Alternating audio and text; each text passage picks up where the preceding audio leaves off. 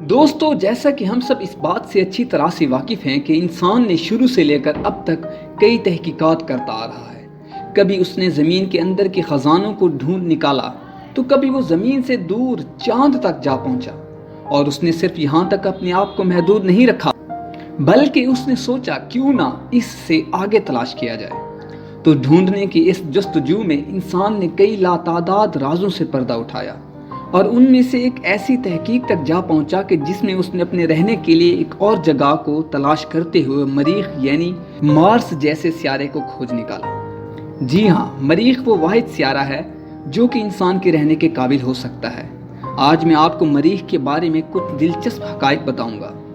Video को शुरू करने से पहले अगर आपने मेरे चैनल को सब्सक्राइब नहीं किया तो प्लीज़ मेरे चैनल को सब्सक्राइब करें। तो बात शुरू करते हैं मरीख के बारे में।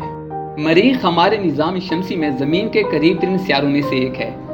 मरीख का कुल हुजम हमारी ज़मीन का 15% है और बात की जाए सतह की तो मरीख का हमारी ज़मीन की सतह से फ़र्क सिर्फ 5% का है, क्योंकि हमारी ज़मीन का टोटल में से 70% हिस्सा पानी में है और मरीख पर पानी ना होने की वजह से उसकी सतह खुश्क है, जिस वजह से इतना कम फ़र्क रह जाता है। और बात की जाए कशिश शकल की यानी कि ग्रेविटी की, तो हमारी ज़मीन की निस्बत मरीख पर ग्रेविटी टोटल 37% है।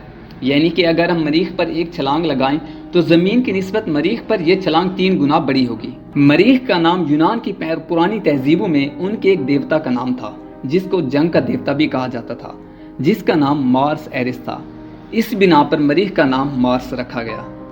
खला में बिखरे हुए पत्थरों को मीटोराइट्स और उनको उर्दू में उल्का कहा जाता है, जो कि हमारे निज़ाम शमसी में करोड़ों सालों से घूम रहे हैं।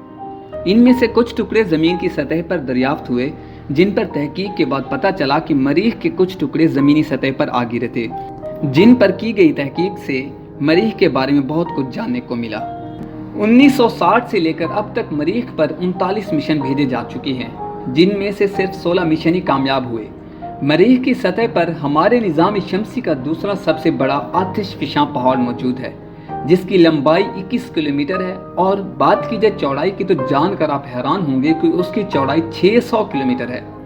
साइंसदानों का कहना है कि ये पहाड़ करोड़ों साल पहले वजूद में आया था और ये पहाड़ अब भी काम कर रहा है। मरीख के बारे में इटली के एक माहिर फल्कियात ने, जिनका नाम जीवानी स्कियापेली था, उसने दावा किया था कि मैंने कुछ लकीरें या नालियां दरियाफ्त की हैं जिनसे ये कहा जा सकता है कि वहाँ पर हैवानात मौजूद हैं। लेकिन जदीद तहकीक से पता चला कि वो जो लकीरें या नालियां देखी गई थी वो असल में नज़र का धोखा थी।